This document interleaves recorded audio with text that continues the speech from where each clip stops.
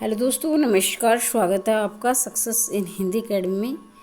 देखो दोस्तों, ये वीडियो यूपी वालों के लिए तो है ही, इसके साथ ही जो अभ्यर्थी सिर्फ असिस्टेंट प्रोफेसर बनना चाहता है, चाहे वो कहीं से भी हो, तो ये वीडियो उनके लिए भी महत्वपूर्ण है।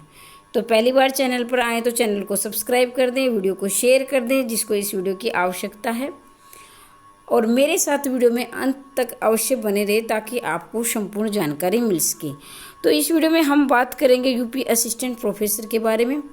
इसके साथ ये भी हम बात करेंगे कौन कौन अभ्यर्थी इसमें अप्लाई कर सकता है, क्या यूपी के बाहर के भी कर सकते हैं या यूपी वाले ही कर सकते हैं, क्या क्या इसमें कितने पदों की संख्या रहने वाली है, क्या इसमें योग्यता रहने वाली है और चयन प्रक्रिया क्या होगी, आवेदन की तिथि कब, संपूर्ण जानकारी आपको मिलेगी। और ख़ासकर जो बातें हैं, मेरे पास जो मैसेज आ रहे हैं, जो फ़ोन आ रहे हैं, वो आयु से संबंधित आ रहे हैं। सिलेबस पैटर्न पर भी हम बात करेंगे, बिल्कुल पॉइंट टू पॉइंट बात होगी, कोई भी अन्यथा बातें इस वीडियो के अंदर आपसे मैं नहीं करूँगी। तो ये देखिए, यूपी असिस्टेंट प्रोफेसर के 2107 पदों पर ये भर्ती होगी। अब मैं काम की बातें आपको बता देती हूँ। बाकी देखो, यहाँ से देखिए, प्रदेश के 330 एसएसके यानी एडेड कॉलेज जिसको बोलते हैं, सहायता प्राप्त महाविद्यालयों में असिस्टेंट प्रोफेसर के 2107 पदों पर भर्ती का अध्यासन मिला है। उच्च शिक्षा निदेशालय ने विभिन्न महाविद्यालयों से मिली रिक्त पदों की सूचना उत्तर प्रदेश शिक्षा चयन आयोग के पोर्टल पर अपलोड कर दिया है। इन पदों का विज्ञापन इसी महीने जारी होने की उम्मीद है। इसी महीने तो देख लीजिए, ये मतलब इस महीने, अगर जुलाई में अगर नहीं भी हो पाएगा, क्योंकि आप में से बहुत से कमेंट ऐसे हैं आते हैं जिसमें से 20-30 कमेंट तो बहुत अच्छा मोटिवेट करते हो आप, बहुत बहुत धन्यवाद। लेकिन एक दो कमेंट ऐसे आ जाते हैं जैसे कि मैंने उनसे रिश्वत ले रखी है, क्योंकि मैं भी कहीं ऐसे कार्यरत नहीं हूँ कि मैं फिक्स बता दूँ, क्योंकि एक दो दिन आगे पीछे हुआ तो मैं आपको हवाई में ऐसे, आपको तो कुछ पता ही नहीं है, ऐसे बोल देते हैं। पर चलो, उनके संस्कार बोलते हैं कि उन्होंने कहाँ से अपनी शिक्षा ग्रहण की है। एक दो कमेंट ऐसे मेरे पास आ जाते हैं, लेकिन इसमें मेरा कोई निजी स्वार्थ नहीं है। आप लोगों को बस प्रेरित करना ही मेरा स्वार्थ है, और कोई स्वार्थ नहीं है मेरा। तो मैं कह दूं, जो इसमें उम्र की कोई सीमा नहीं है। सबसे अच्छी बात यह है कि जैसे हमारे हरियाणा में होते हैं 42 साल, और बाकी SC ST और OBC को उनके अनुसार छूट मिलती है। जैसे किसी को SC को 5 साल होती है, BC को 3 साल, ऐसे छूट होती है। लेकिन यहाँ एज का इशू नहीं है। अगर खासकर वो महिलाएं जो गृहस्थी में पिस कर रहे, किसी न किसी कारणवश रह गई, मैं बार बार बोलती हूँ कि ऐसा नहीं कि उनमें योग्यता नहीं है, क्योंकि मैं खुद एक महिला हूँ, तो ऐसा नहीं कि उनमें कुछ योग्यता नहीं है। ये है कि वो अपने आप के ऊपर समय नहीं लगाती हैं, तो ये उनमें एक बहुत बड़ी कमी है। वो परिवार के बीच में पिसकर अपना समय बर्बाद करती है, और फिर लास्ट में जाकर उनको ये एहसास होता है कि हमने जिनके लिए समय गंवाया वो तो हमारे साथ थे ही नहीं।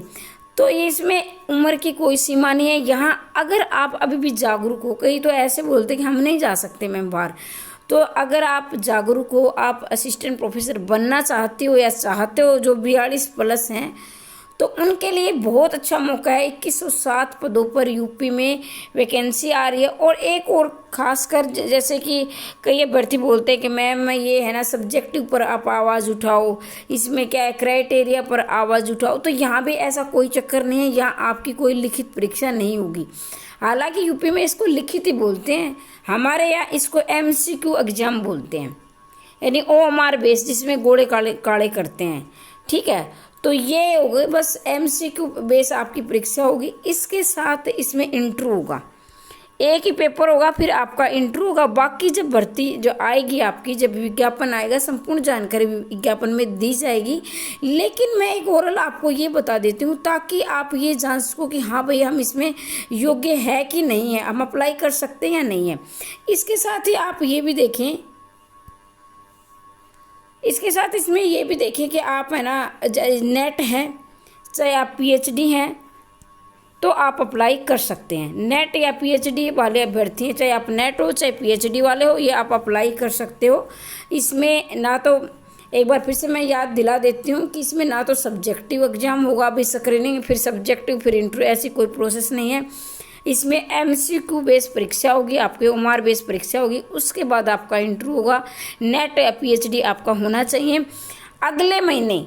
ये नहीं, ये तो जुलाई बोल रहे हैं, लेकिन मैं ये अपनी तरफ से एक बता रही हूँ कि अगस्त मान लीजिए, आप 1 महीना प्लस कर लीजिए। ये जुलाई बोल रहे हैं तो हम अगस्त मान लेते हैं। अगस्त तक आपका ये विज्ञापन आपको देखने को मिलेगा। और ये भी सुनने में आ रहा है कि ये दिसंबर में इसकी परीक्षा भी ले लेंगे। तो जिसको बनना है, और ख़ासकर ये बातें कि जो यूपी से बाहर के हैं, चाहे वो हरियाणा के देख रहे हो या राजस्थान के देख रहे हो, किसी भी राज्य के देख रहे हो, तो ऑल जो है इंडिया से आप इसे अप्लाई कर सकते हो। तो ये बातें थी। यूपी से बाहर के अभ्यर्थी भी इसमें भर सकते हैं, ठीक है। और जो आपने देखा, इसके साथ ही ये एक यूपी में देखने का, क्योंकि हर चीज़ को चुनाव से जोड़कर देखा जाता है, तो यूपी में चुनाव है अगले साल, तो अभी खास से वैकेंसी देखने को मिल रही है। इसके अलावा आपको TGT PGT की वैकेंसी भी जल्दी देखने को मिलेगी। अगर TGT PGT में आप, जैसे मान लीजिए आपका नेट नहीं है, PhD नहीं है, तो कुछ ऐसे भी कहेंगे मैम हम कहाँ अप्लाई करें, अब हमारा नेट PhD नहीं है, तो आप TGT में या PGT में कर सकते हो। अगर आपने BEd कर रखी हो तो बाकी का भी, उसका विज्ञापन भी आपको अगले महीने देखने को मिलेगा। विज्ञापन के बाद हम बारीकी से चर्चा करेंगे, लेकिन अब मैंने आपको एक और बता दिया कि हाँ आप अप्लाई कर सकते हो। तो एक बार ये देखिए भाई, मतलब कि ऐसे सख्त आदेश दिए गए हैं कि प्राचार्यों के, अगर आपने जो खाली पदों का ब्यौरा नहीं दिया तो आपकी जो है, आपका वेतन भी रोक दिया जाएगा, इसमें ये लिखा है, ठीक है। तो अगर आप हरियाणा से, माफ़ कीजिए, अगर आप यूपी से बाहर के हो तो भी अप्लाई कर सकते हो।